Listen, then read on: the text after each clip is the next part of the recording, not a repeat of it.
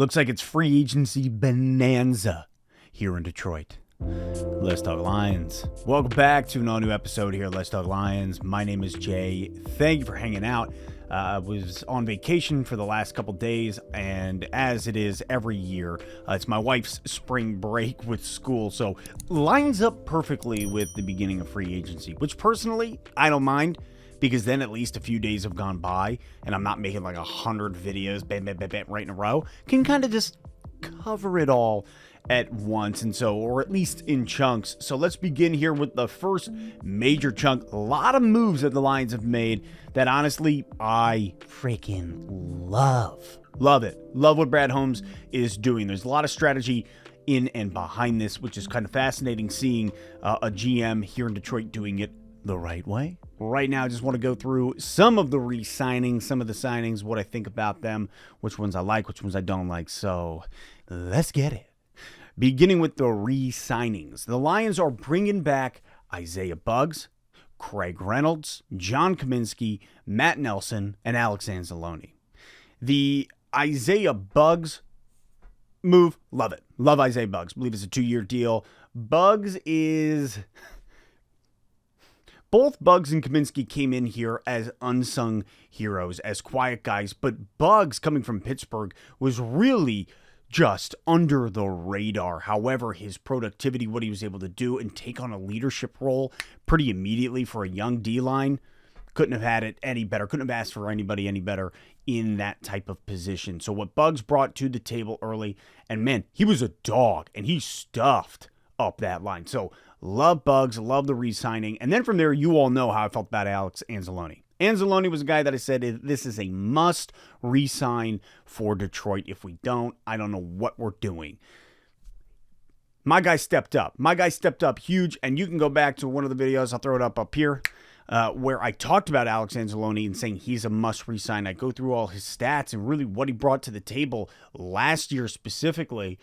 You can't not bring him back in a linebacker core where, hey, we're still young, right? He is a captain, a veteran of that squad, and you look at his percentages, his tackle percentages, everything that went skyrocketing through the roof due to his gameplay, but also being able to have other guys around him where he wasn't carrying the load.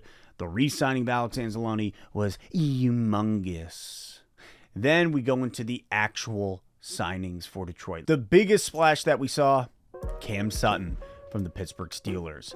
This move in and of itself speaks volumes to what Brad Holmes is trying to do here, because for me, going into this draft after last year, we knew we needed to address cornerback, right? Like, Jeff Okudah was the best thing we had back there, and he was suffering from a couple of illnesses, and, you know, it was a bounce back. It was really, it was like watching his rookie year all over again, but this time he actually had a competent coaching staff. So looking at the cornerback room for me, pick 6, pick 18, it was really pick 18. I'm thinking we might got to go cornerback. Well, the Lions address the secondary first and foremost with Cam Sutton. Sutton's coming here to Detroit on a 3-year deal, up to $33 million. I believe 23 of it's guaranteed.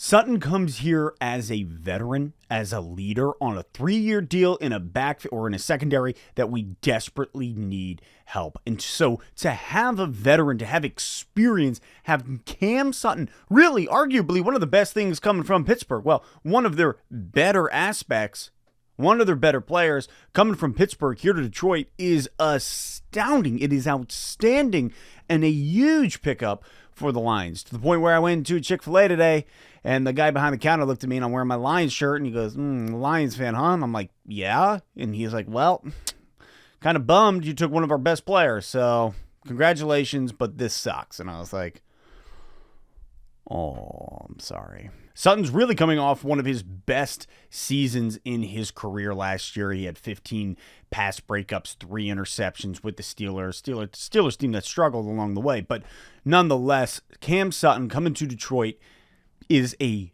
humongous pickup for our boys, for our secondary. Then you go on from Cam Sutton and you look at Emmanuel Mosley. Here's a guy, we're working on the cornerback room because we got it. We have to work on the cornerback room. We know that the secondary has been egregious for too long.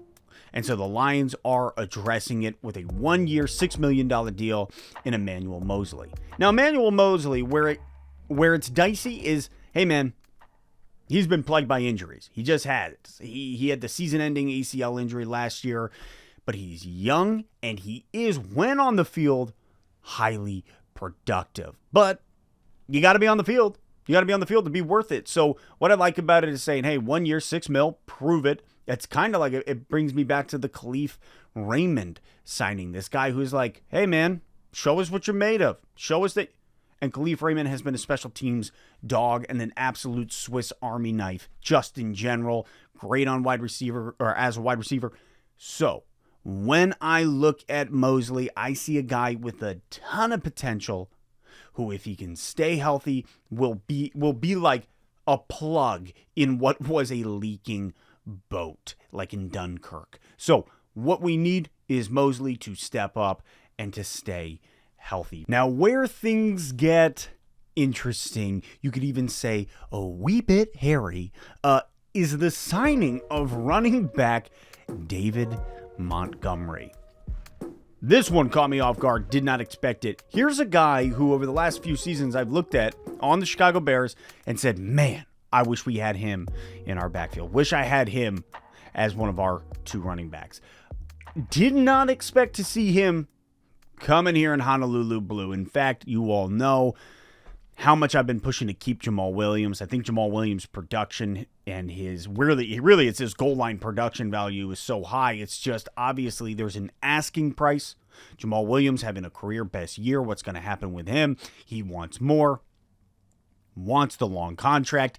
Let's face it, though, David Montgomery's a young dude. I believe he's only 25 years old, right? So coming in at 25, man, with a guy like Swift, who obviously has had the injury bug on him as well, you bring in another productive running back, a young productive running back. That's an area that now maybe we could address later in the draft. You don't have to look at it too early.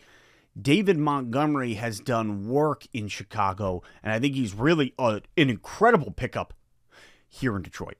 He's consistent. If there's one thing that Montgomery is, it is consistent, and consistency is huge. Now, it's tough because, like, Jamal Williams was also incredibly consistent, and I love Jamal Williams. So what I really do fear is the signing of Montgomery is it's the tell that Jamal Williams will no longer be a Lion. Do I know that as a fact? Absolutely not. Anything could happen. But obviously, we also re-signed Craig Reynolds.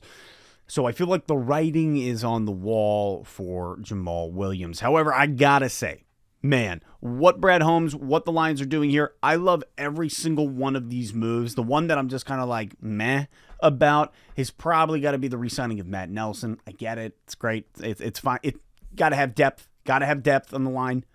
But I'm like, there's nothing flashy about it because, again, it's alignment. However, this is what was going to be very interesting about coming into this year of free agency. Because for the first 2 years, they are prove-it deals. They are building a foundation. Well, now we're seeing a little bit of flash. The Lions going out and getting Cam Sutton, going out and getting running back David Montgomery. And again, some people look at David Montgomery and no, he's not flashy. He is consistent. He's productive. I think he's been in the NFL for 4 seasons now. And in those 4 seasons, he's put up over 800 yards per season. So there is consistency. He's also a great receiving running back. I think that's going to complement with Swiftwell, who is also a receiving running back or can be one. So we will see. But man, the free agency splash that the Lions are making, turning heads. We still have a lot to hear. Obviously, again, we don't know what's going on with Jamal Williams. We will see. DJ Chark's another guy that I'm waiting. Obviously, the wide receiver market has not crashed yet or come forth. So, hey, what's going to happen with Chark? I don't know. Lions still got to address the backup quarterback. Is that something that we address in free agency, or is that draft? Drop your thoughts in the comments. How you feeling about free agency thus far? Sorry, it's been a few days. Vacation was great. Thank you for not asking. It's a great time. Just chill. Glad to be back at it, though. We got a lot going on here. So that is it. That is it for today. Thank you for hanging out on Let's Talk Lions. And we'll keep you updated on what's going on in free agency. And I'll let you know how I feel about it.